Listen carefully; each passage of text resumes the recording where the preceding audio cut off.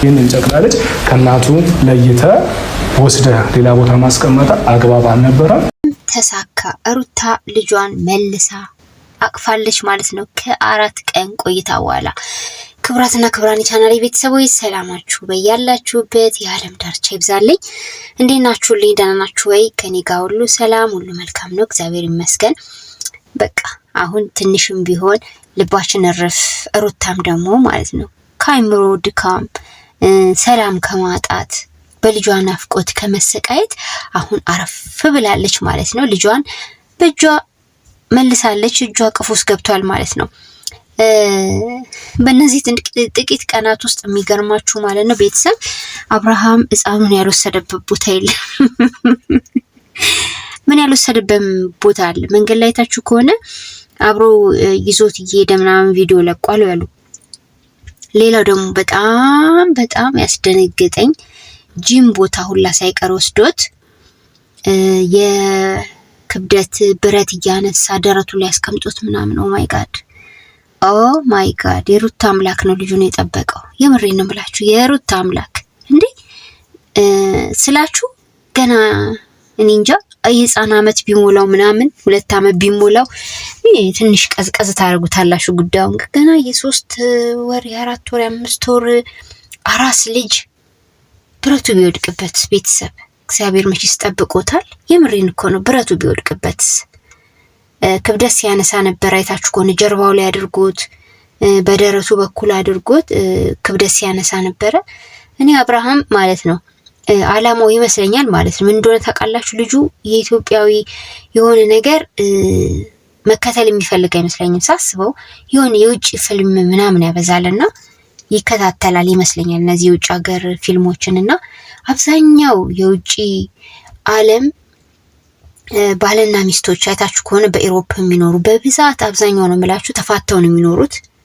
ሲቀጥል ደግሞ ልጃቸውን ሲያሳድጉ የሆነ ወጣ ያለ ልክ አሁን አብርሃም እንደሚያሳያቸው አክቲንጎች ነው የሚያሳዩትና አብርሃም የሀገሩን ባህልና ወግ ጠብቆ በስርዓት በትዳር ደስ በሚል ሁኔታ መኖርን ሳይሆን እንደዚህ ዲቮርስ አድርጎ ልጅን ደግሞ በዚህ ልክ ማሳደግ እንደፈለገን የተረዳሁትና አብርሃም ግን የመጨረሻ ሞኝ ነው። የምሬን ነው ቤተሰብዬ። መኮረጅ የሌለበትን ነገር ይኮርጃል።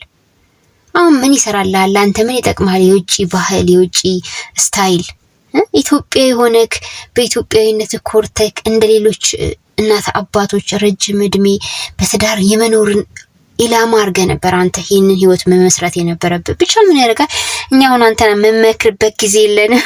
ለማንኛውም ቤተሰብ ማለት ነው ልጁ በዚህ አጭር ጊዜ ውስጥ ያልገባበት ቦታ የለም ነው ምላችሁና መቼስ እግዚአብሔር በሰላም ለልጇ ለማየት አብቅቷታል። ሩታም እንግዲህ እግዚአብሔር ጤናውንም ይጠብቅላት ነው ምለው።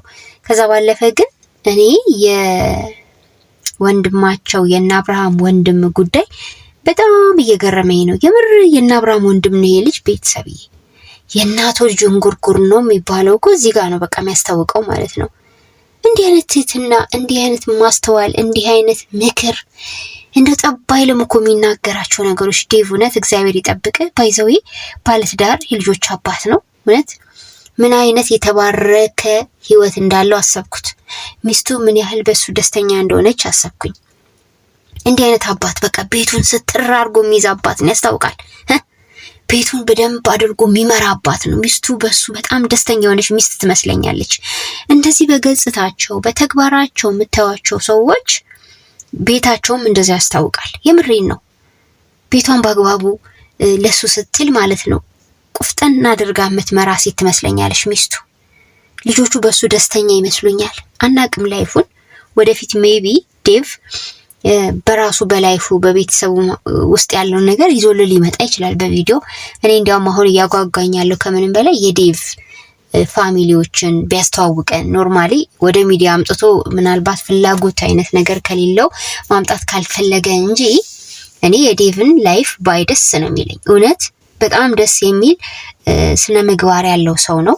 የአብርሃም ወንድም ነው የሚለው ነገር ምን ባይዋጥልኝም ምክንያቱም እንዴ ከቤተሰቡ እኮ የሌለ ነው። ወይ ቡዜን አይመስል ወይ አብርሃምን አይመስል በባህሪ በምን ብትሉ ማለት ነው። እና ግን ስነ ምግባሩ በጣም ነው ደስ የሚለው። ትህትናው ይህ እንዲህ አይነት ሰው በዚህ ጊዜ አይገኝም። የምሬን ነው።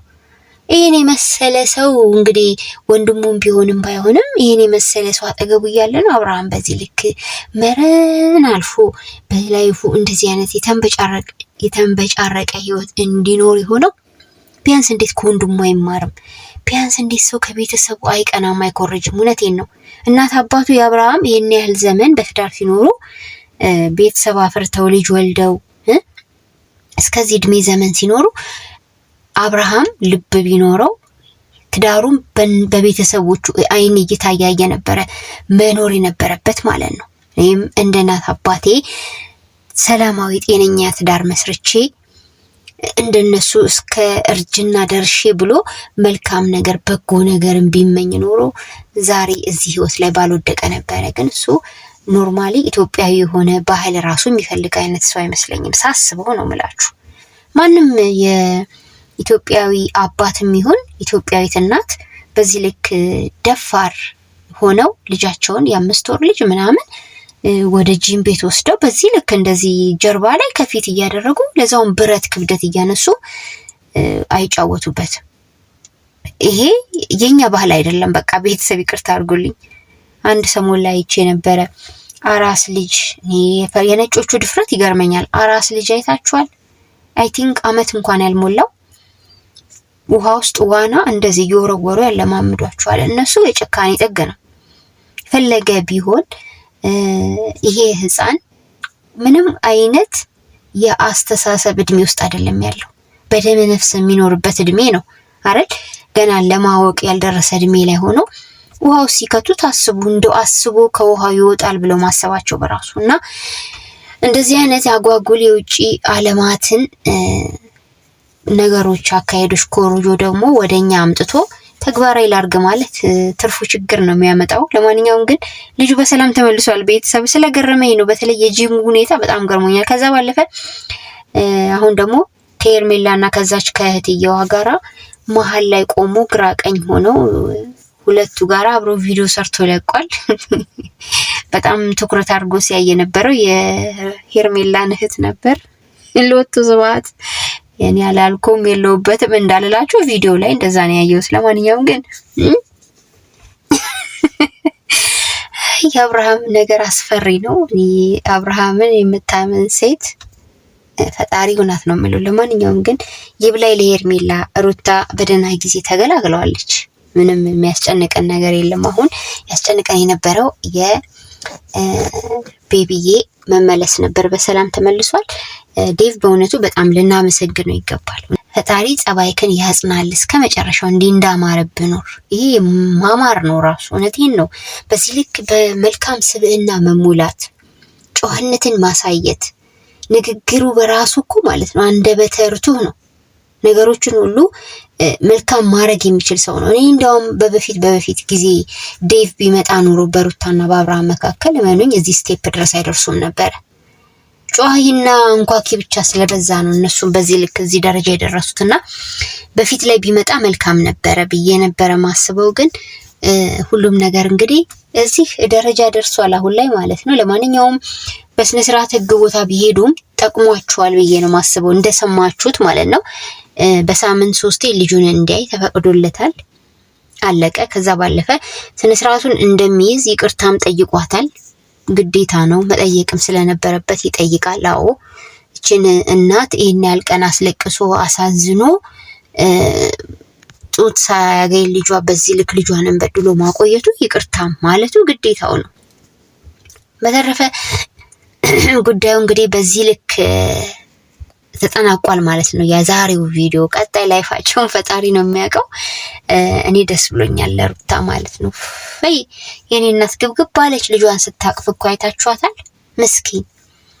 እናም ቀጣይ እንግዲህ በመሀል የሚገቡ ሰዎች እንዲያቆሙ ነው ሲነጋገሩ የነበረው። ሩታ ካልተገፋች በስተቀር አትደርስም በእርግጠኝነት፣ ካልገፋት ወይ የሆነ ነገር ካላደረሰባት በስተቀር። ከዛ ባለፈ ግን እቤት ሰው አይኖር የሚለው ነገር ትንሽ ከባድ ነው። ምክንያቱም እሱ ከሰው ጋር ነው እዛ እየኖረ ያለው አይደል? ሰው ብሎ አይደለ ሄርሜላ ጋር አብሮ እየኖረ ያለው። ስለዚህ ሩታም ሰው ያስፈልጋታል፣ ጓደኞች ያስፈልጓታል፣ ቤተሰብ ያስፈልጋታል። ሰው አይኑር ማለት አይችልም። ገብቶ ልጁ ጋር ተጫውቶ መሄድ ነው። ማንምም ህላፊ ነገር ካልተናገረው ሌላ ትንኮሳ ከሌለ ሰው አይኖር የሚባለው ነገር ትክክል አይደለም። ሰው መኖር አለበት። አዎ እሷም ሰው ነቻ። ልጁ እድሜው ከፍ እስኪል አቅም ኖሮት ማደግ እስከሚጀምር ዳዴ እስኪል ተነስቶ መሄድ እስኪጀምር ለአይምሮ ማወቅ ደረጃ እስኪደርስ እናቱ ቤት ውስጥ ታስራ ትኖር የሚል ህገ መንግስት የለም። ስለዚህ ሰው በቤቷ ውስጥ ቢኖርም ዘመድም ጓደኞቿም ሌላም ሊሆን ይችላል መከልከል አትችልም። ባይኖር ነው እሱ እያለ ያለው ነገር ግን አይሆንም። እንደዛ ብሎ ነገር የለም። ሩታ ብቻዋን መንፈስ አይደለችም፣ ባዶ ቤት ውስጥ የምትኖረው ማለት ነው። ስለዚህ ቤተሰብዬ እንግዲህ እኔ ሩታ ዛሬ ልጇን ስላቀፈች ወደ ቅፏም ስለተመለሰላት ደስ ብሎኛል። ልክ በቃ የተበደለውን የሚያወራ ነው የሚመስለው። ገና እናቱ ጋር እቅፏ ላይ ሲገባ አይታችሁታል እንዴት ሲሆን እንደነበረ።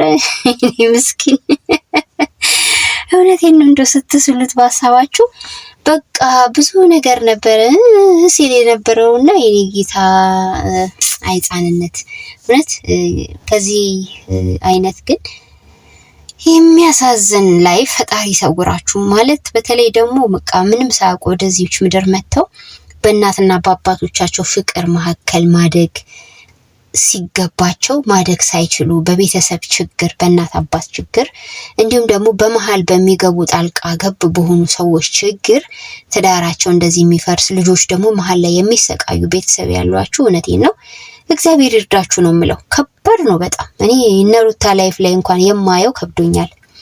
እናም ለማንኛውም ቤተሰብ እንግዲህ ነገሩ በሰላም ተጠናቋል። ዴቭም ነገሮችን በማለስለስ በእርጋታ ለመፍታት ሞክሮ እንግዲህ አስማምቷቸው ተለያይተዋል ማለት ነው። ጥሩ ነው። አዎ እንግዲህ ነገ ሌላ አዲስ ታሪክ ካልተፈጠረ በስተቀር ለዛሬ ከዚህም በኋላ ላለው ነገር ኃላፊነት ወስደው ቢያንስ ልጁን ከዚህ ጉዳይ ውስጥ ውጪ ማድረግ አለባቸው። ህፃኑ በእያንዳንዱ ነገር ውስጥ ማለት ነው ማለት ትንሽም ቢሆን ከሚዲያ ላይ በቃ ይደግበት፣ ዞር አድርጉት። የምሬን ነው። በቃው ይሄን ያህልም መሸቀያ ማረቅ አያስፈልግም። አዎ ስለዚህ ቤተሰብዬ እንደኔ ደስ ያላችሁ እንኳንም ልጁ በሰላም ተመለሰላት ብላችሁ ደስታችሁን መግለጽ ትችላላችሁ። ስለነበረን ቆይታ ክብረት ይስጥልኝ። ላይክ፣ ሼር፣ ሰብስክራይብ ማድረግ አትርሱ። ባይ ባይ።